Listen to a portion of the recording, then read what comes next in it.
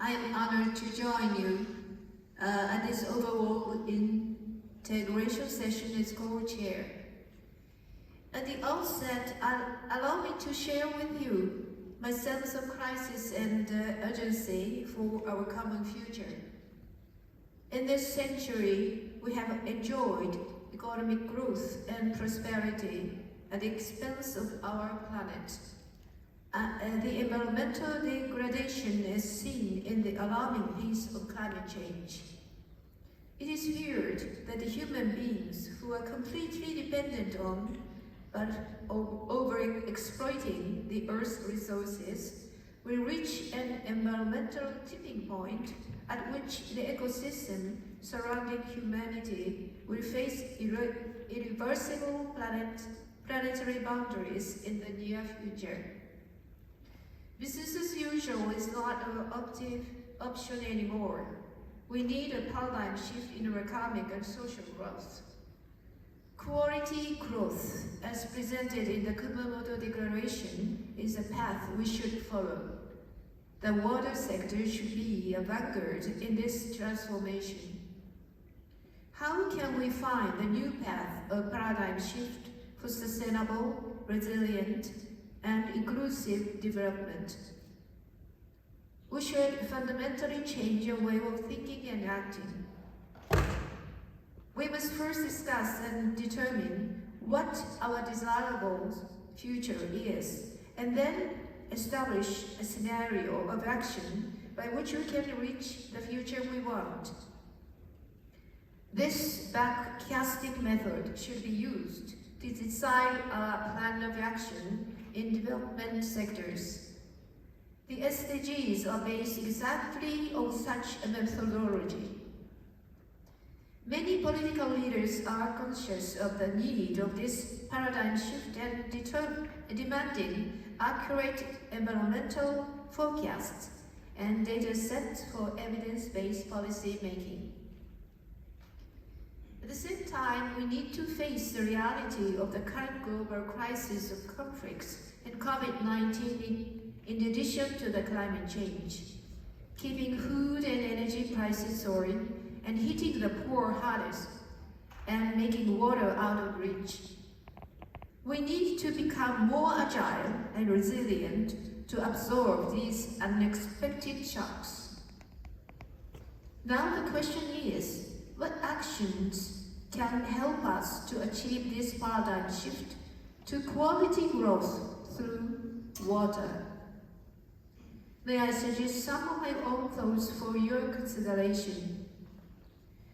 Regarding water and sanitation services, the efforts of improvement should consider the levels of development stages which vary from country to country and also within countries. Leapfrogging, or moving to a higher stage in a single step, should be encouraged, provided equal access to information and knowledge is ensured. For the water environment, green infrastructure is essential, including forests and forestry soil systems, and the important roles which forests and forestry play. I wish to share one of the indigenous technologies in Japan, cylindrical water distribution system, or entobusui in Japanese, which helps different communities to live in harmony. The role of ice can be further highlighted and disseminated. Water in the form of ice in special environments such as the Arctic and Antarctic, and the glaciers can play an important role as a health barometer of the global water cycle through careful observation.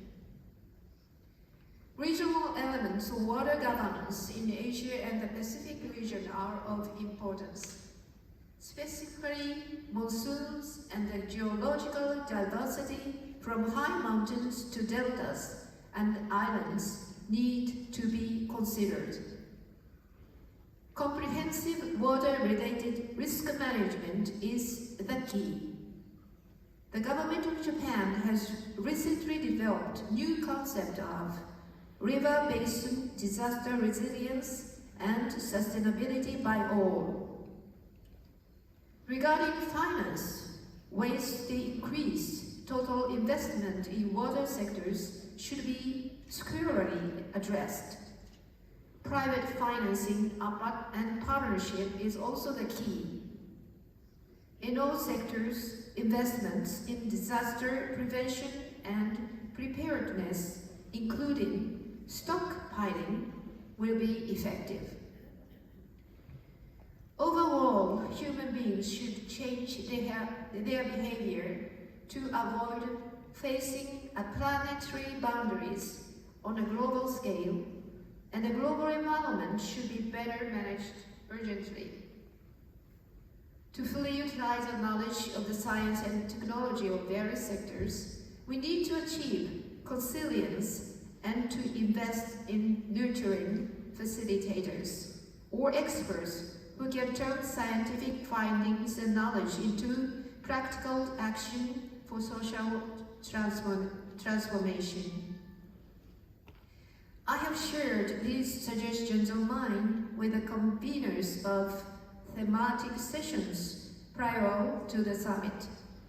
I wish to extend my heartfelt appreciation for your deliberations at these sessions that produced their fruitful outcomes and recommendations. These session outcomes have already been compiled and synthesized by the 3 integration sessions of governance, finance, and science and technology. Meeting water challenges is of paramount importance to ensuring an ecosystem that enables a sustainable future of our planet, including the survival of the human beings.